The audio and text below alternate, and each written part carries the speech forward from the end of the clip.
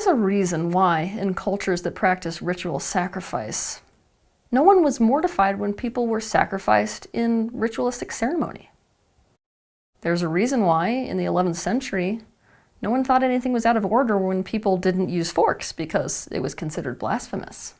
There's a reason why people found it normal in ancient Rome to wear an erect and often winged penis around their neck to represent one of their gods in the same way that Christians of today wear a cross. There's a reason that in the Middle Ages and even longer, really before germ theory came along, that people supported the practice that surgeons not clean and sterilize their surgical equipment.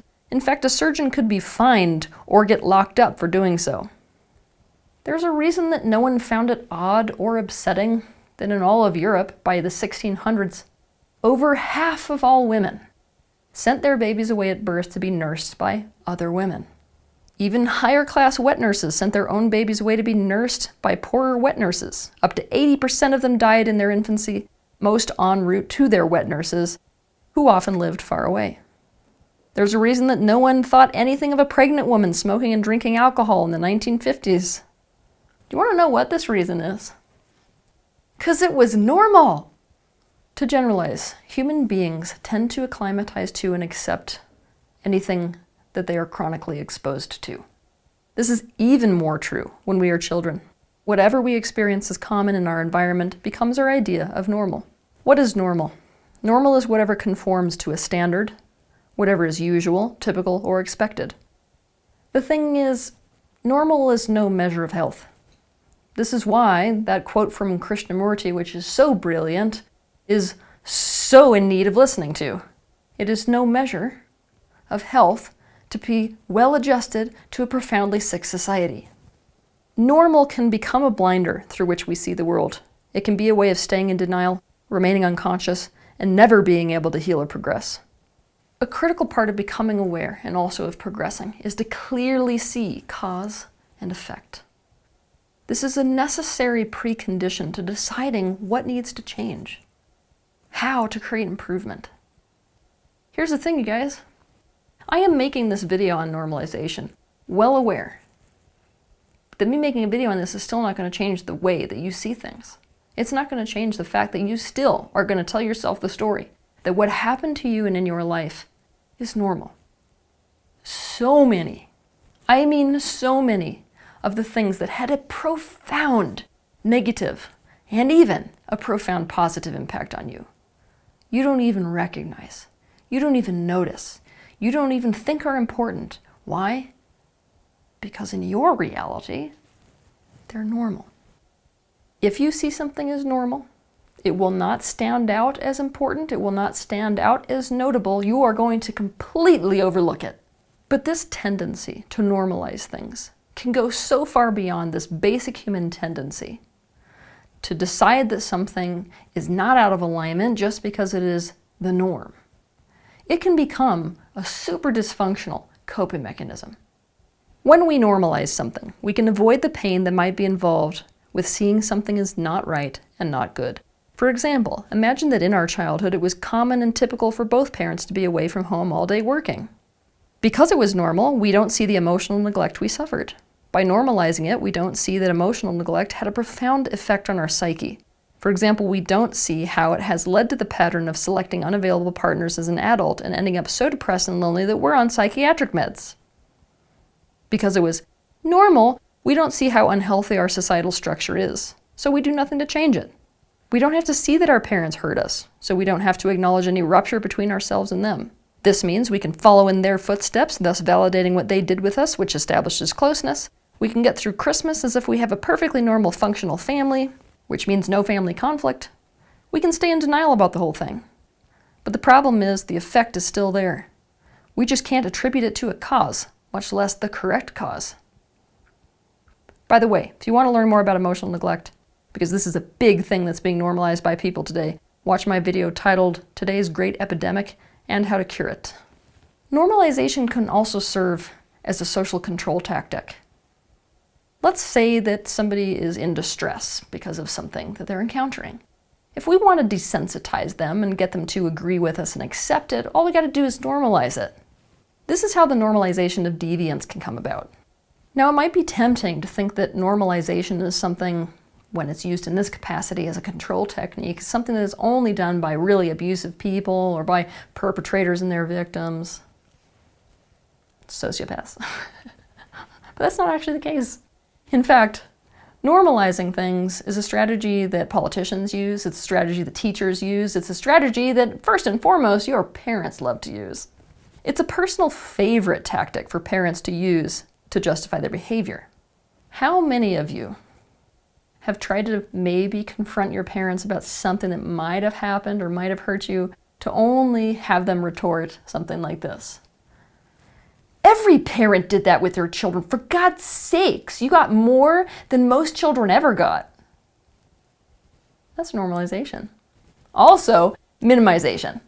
Okay, so one thing you got to get is that minimization goes hand in hand a lot of times with normalization to create a sandwich of lack of awareness.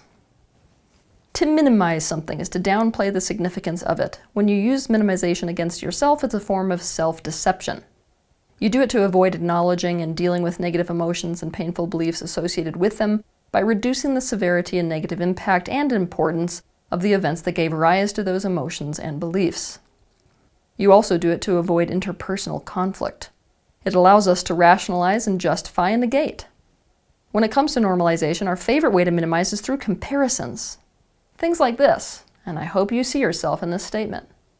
Well, you know, like I went through the normal stuff. I mean, it's not like I was one of those kids that came from like an alcoholic home. It wasn't like anybody hit me. It's not like I came from one of those countries where kids work in freaking sweatshops. Come on, Teal, I didn't go through something like you did. That's minimization through comparison. And by the way, when you're doing that, you're normalizing your experience. When you normalize it, you don't see anything as standing out as significant when it actually did have severe negative impact on you. When someone does this to you, meaning normalizing and minimizing, it's gaslighting. It's a form of invalidation, manipulation, and even abuse. If you want to learn about gaslighting, you can watch my video titled Gaslighting: What is Gaslighting and How to Heal from It. Normalization makes the process of becoming aware of, acknowledging, and creating a change to a pattern impossible. And when it comes to personal growth, minimization is a favorite tool of resistance. I would be rich beyond measure in my line of work if I got money every time I was trying to make somebody aware of the actual and true negative impact of something they experienced, and they answered with something like this. Well, I mean, it's not like I was getting raped or starving to death like some other kids. Or it's not like it was that uncommon. I mean, everyone I knew had that same experience. Anytime a person normalizes in front of you, or anytime you normalize, I want you to imagine that the very thing that needs to be resolved is popping up, and you or the person who is doing the normalizing looks at it and goes, "Now that's not it," and stuffs it underneath the floorboards. There is an expectation that if something is normal, and if everyone is doing it, or if that's just the way things are done, then it must be right or good. This tendency to equate what is normal with what is good or right can be very, very dangerous. There is also an expectation that if something's normal, it will not have a negative effect on someone. I want you to think about that for a minute, because there may be a lot of people who have normalized things to you. They say things like, well, everybody was going through that. As if somehow the fact that everybody experienced that made it so that there was no negative impact of that thing. You guys, if somebody takes a knife and cuts you open, it doesn't matter if that's something that 14 people experience or one person experiences, you've still got a wound and you're still bleeding.